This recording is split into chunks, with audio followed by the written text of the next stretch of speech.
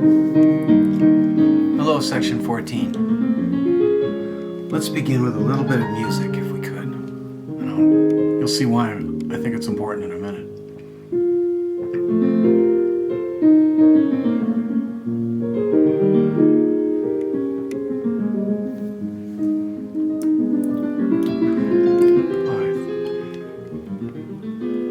I think you get the idea. That's Beethoven, in case you didn't recognize it, Ludwig von Beethoven. And we'll talk about him in just a minute, believe it or not, even though we're concentrating on understanding American literature.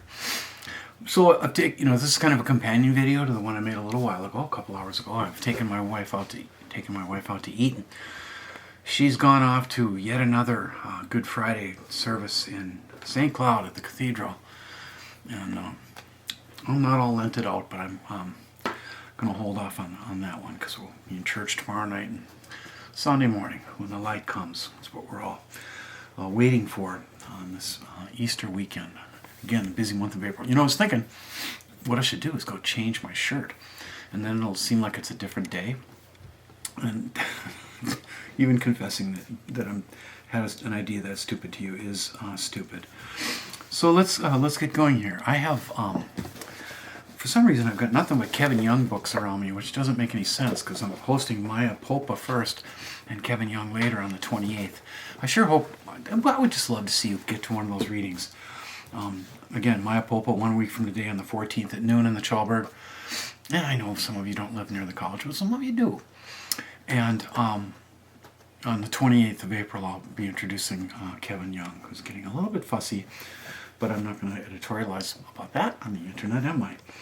I'll start us off today with a very brief poem by Kevin Young, and maybe I've even talked about this book of his, The Book of Hours. This won't be one of the ones available though for sale. One of those will be Stones. Isn't that a pretty poetry book? I want to put before you a poem by Kevin Young, and then we're going to cover another theme in American literature, which is a big deal to me. And the good thing about the themes of American literature is that they're not complicated. They're kind of like us. Well, I wouldn't say that we're dead simple, but the themes are. And I love talking about this stuff, and I love the idea of a theme, period, right? Do you have any themes in your life? I wonder. Every class I've ever taught has had some kind of thematic concern, which helps a teacher and students hold it together. So, and it's about the theme of romanticism and realism. And that's what I got. I think I basically got two things for you today, even though 3 is the magic number. Kevin Young, a little over a decade ago, no, not quite a decade ago, I think it was 2014. Maybe I've mentioned his wife brought a new baby to earth, a new baby into the world, within just the breath of a few months of him losing his dad, who he really, really loved. I know I've talked about this. And this book, The Book of Hours, is a working out of how complicated that was. What is it? 1 minute you're in a hospital room watching a child be born, and then you're wild with grief at a funeral, saying hello to a family member in the same breath, very nearly, that you're bidding farewell to a beloved family member. And this is a poem I just read for the first time a little while ago, looking for a poem for you. And it's kind of appropriate given our situation. Although we're going to hit the 60s in a couple days, and mud season is already here. Kevin Young from his Book of Hours, Snow in April. Winter, you are the worst kind of lover. Soon as I hope for good, you're gone. You return, cold in hand, bringing no flowers. Well, I just went and got some flowers for Easter, so there you go. So, when I was in Staples, at Staples Motley High School yesterday, I did some teaching. I took a shot at teaching them, and one of the things that I told them before I came into class, they've got a faculty lounge there that Staples Motley. I love it there, and these are my last weeks there. I don't think I'll be there next year because I'm just not going to wreck a perfect schedule like this again. I'm getting back to Monday, Wednesday, Friday.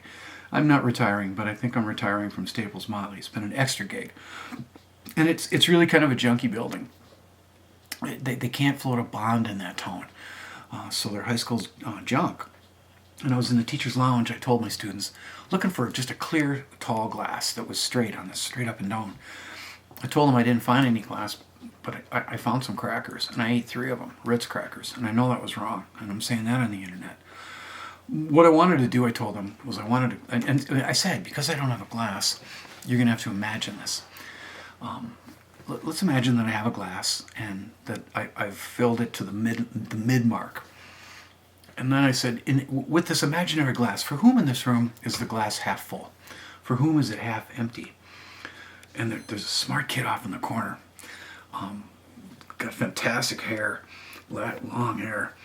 And I knew he was going to raise his hand and say, half empty. You know, he's kind of stoic. He's a little bit more subdued, much more mature than your average high schooler. And I said, well, we'll talk about this. And pretty quickly they realized what I was trying to communicate to them. I was trying to make them think about whether or not they see the world optimistically, hopefully, like maybe a dreamer might. Or I asked them this, are you realistic? Are you pragmatic? And I told them a quick story when Greg Medic, our football coach, made his not a little speech, a definite counter speech to my argument about destroying the football program at CLC. He proclaimed to everyone in that meeting, and by extension the entire college, because they were kind of watching over our shoulders, especially when they all got the minutes last week. He said, Jeff, referring to me, he said, Jeff is an idealist. Jeff is a complete and total dreamer. And he proclaimed that he himself was a pragmatist. And I do understand that. And you don't have to be both. I mean, like maybe you're a little bit of both. You don't have to be one or the other. And by romantic, I don't mean, Hallmark card romantic. I mean, like I am, a dreamer, the act of teaching, the human activity of teaching. I don't know if you could do it if you weren't a dreamer, because I get up every day to dream, to try to stay true to my dreams and stir dreaming in my students. And I ask my students, hey, who do you think's happier, generally, in a general sense? People who walk around wishing that the world were different than it is, or people who accept that, it's that line in a song, the world, that old Greg Brown song, the world ain't what you think it is. It's just what it is. And they pretty much decided that the realist probably suffers less. And that may be true, but I did have to let them know.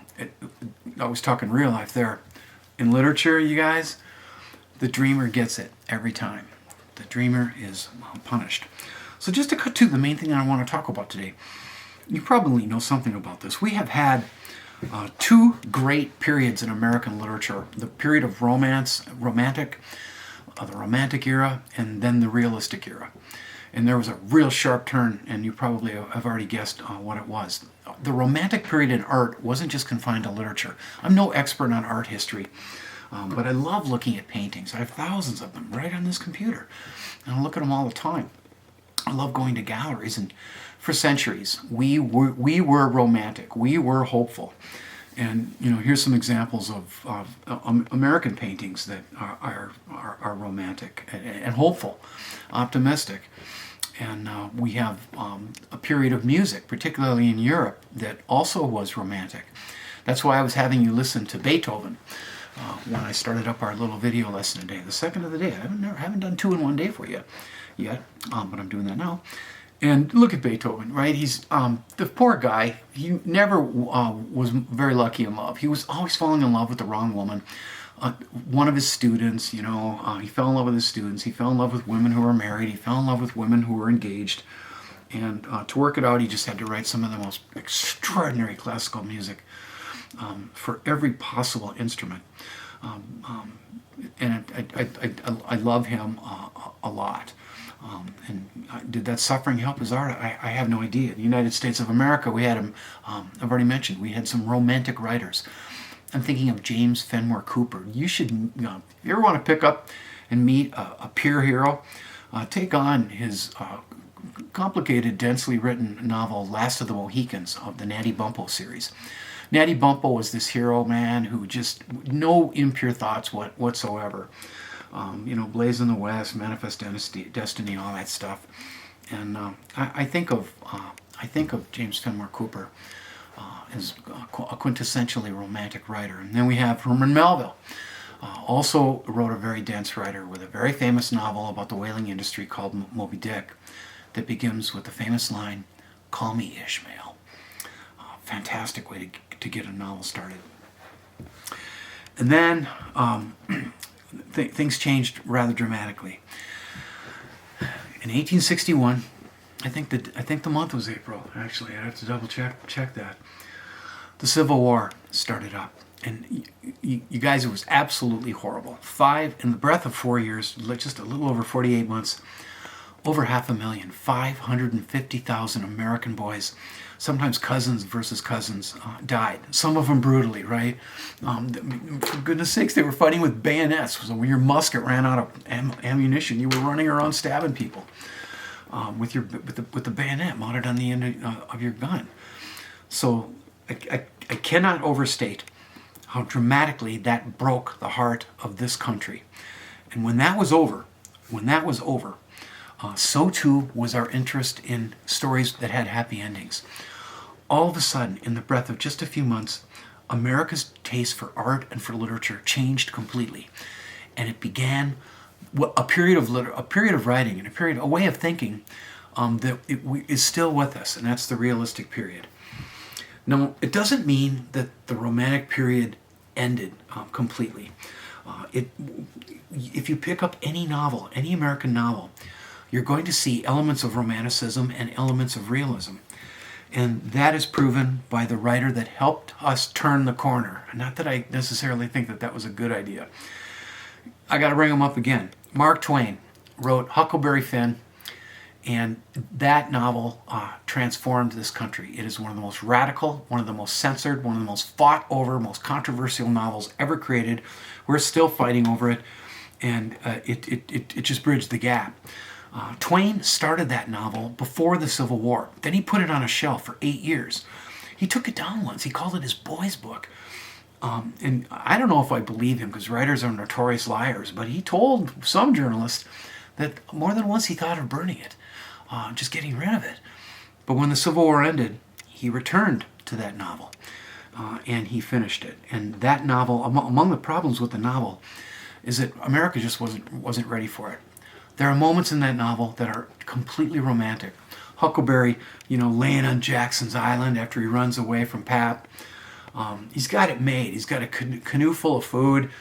He can go wherever he wants. He's completely truant, completely free. And those moments where he's on Jackson's Island, laying under the stars at night, smoking his pipe, just as truant as a boy could be, those are some of the most beautiful passages in all of American literature. And the greatest moment in all of American literature is in that book. And that's when he decides to help Jim escape after all. The novel also had absolutely brutally realistic moments that American readers had never seen before. We get child abuse inflicted on Huck from Pap, a character I'm super mad at. We also have a brutal and realistic and honest depiction. He told it true. How horrible alcoholism can be, and I'm talking about Pap now, an unrepentant, dreadful drinker. So that novel kind of gives us both of it. And our next novel, now that we're done with The Old Man and the Sea, is we're going to take on F. Scott Fitzgerald's Great Gatsby in the next week and a half, next couple weeks. And it doesn't even, we can do that in 8-9 days.